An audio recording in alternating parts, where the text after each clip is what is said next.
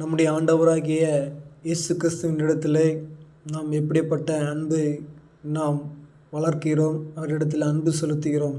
அருமையான சகோதர சகோதரிகளே, நம்முடைய ஆண்டவராக இயேசு கிறிஸ்து சொல்கிறார், உன் தேவனாகிய கர்த்தரிடத்திலே முழு இருதயத்தோடும் முழு ஆத்மாவோடும் முழு மனதோடும் முழு பலத்தோடும் நீ அன்பு கூற வேண்டும் என்று சொல்லி.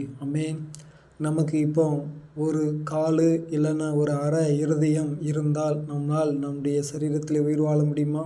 உயிர் வாழ முடியாது. ஏனென்று சொன்னால் இருதயமானது மனுஷனுக்கு மிகவும் முக்கியமாக காணப்படும். அதே போல தான் முழு இருதயத்தோடும் முழு ஆத்மாவோடும்.